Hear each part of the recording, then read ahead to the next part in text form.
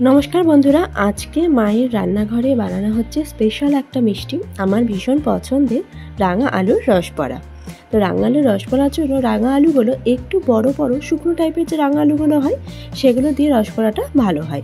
रांगा आलुगुलोके एरकम चोखा समेत एकटू पिस पिस करे केटे एबार एटाके एकटू जल दिये सेদ্ধ करे निते हबे। दुटो तीनटे सिटी दिलेई हबे। जे छोटो छोटो रांगा आलुगुलो हय सेगुलोते हय कि सेদ্ধ करार पर जखन मैश करा हय तखन सेगुलो एकटू प्यालप्याला हये जाय, किन्तु एई रांगा आलुगुलो सेদ্ধ करार परे खूब भालोभाबे माखा हय फले मयदाटाओ कम लागे, कारण एइसब मिष्टिगुलोते खूब बेशी मयदा दिले खूब शक्त हये जाय, खेतेও भालो लागे ना। तो एखन आमादेर रांगा आलुगुलो सेদ্ধ हये गेছে, एबार आमादेर शिराटा बानाते हबे। शिरार जन्य जेतटा परिमाण जल दरकार निये निয়েছি। एबार तार मধ্যে দুটো এলাচ থেতো করে দিতে হবে আর কিছুটা পরিমাণ চিনি আর খেজুরের পাটালি গুড় এই দিয়েই শিরাটা বানানো হবে। তবে তোমরা চাইলে শুধু চিনি দিয়েও শিরা বানাতে পারো। তো আমাদের যেহেতু খেজুরের গুড়টা অ্যাভেলেবেল বাড়িতে সবসময় স্টোর করে রাখা থাকে, সেজন্য খেজুরের গুড় দিয়েই শিরাটা বানানো হচ্ছে। এতে করে সেন্টটাও ভালো হয়, টেস্টটাও ভালো হয়। আর একটা কথা তোমাদের সাথে শেয়ার করি, যখনই ভিডিও এডিটিং করতে বসি ছেলে ওই গাড়ি নিয়ে খেলে, তো ওই খটমট শব্দটা তোমরা আমার ভিডিওতে শুনতেই পাবে। তো এখানে তো মানা করা যায় না, বাচ্চারা থাকলে আমার মনে হয় প্রত্যেকটা বাড়িতেই এই একই অবস্থা, যে ঘরেই যাই না কেন আমার পেছন পেছনে ওর খেলনাগুলো নিয়ে সেই ঘরে চলে যায়। তো এই করেই ভিডিওটা এডিটিং করতে হয়, যার জন্য অনেক তোমরা পেছনের সাউন্ড তোমরা পাবে। তো যাকে আমাদের রাঙা আলুগুলো সেদ্ধ করার পর খোসা ছাড়ানো হয়ে গেছে।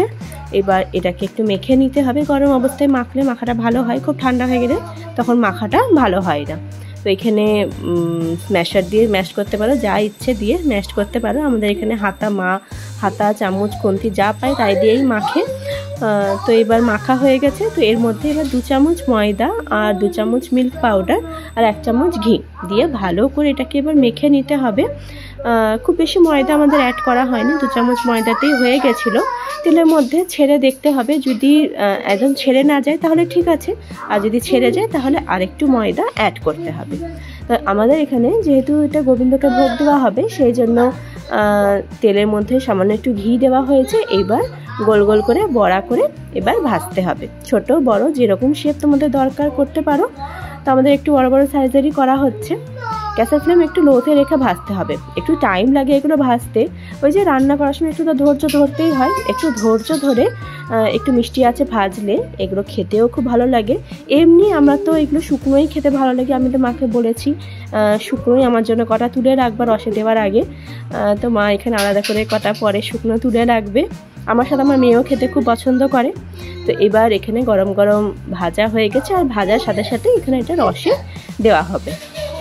তো এইভাবে সবগুলো বড়া ভেজে রসে সোক করে নিতে হবে। মোটামুটি 15 মিনিট মতন রাখলেই এটা ভালোভাবে রসটা সোক করে নেয়। তো আমাদের এখন রস বড়া রেডি। এবার এখন মেয়েকে দেওয়া হবে। তার আগে আমাদের কিন্তু গোবিন্দর জন্য সরিয়ে রাখা হয়েছে। তো এখন মেয়ের জন্য মা তো নাতনিকে টেস্ট করাবেই। নাতি অতটা এসব খেতে পছন্দ করে না, তো মা যেটাই বানায় নাতনিকে টেস্ট করায়। তো এখন নাতনি এবার কি রিভিউ দিচ্ছে দেখা যাক। কি বলতো এটা? রাঙা আলু রস বড়া। তো চলো, নাতনির তো ভালোই লেগেছে, আর তোমাদের কেমন লাগলো অবশ্যই করে কমেন্টে জানাবে। তাহলে আজকের ভিডিও এখানেই শেষ করছি, দেখা হবে নেক্সট ভিডিওতে। সবাই ভালো থাকবে।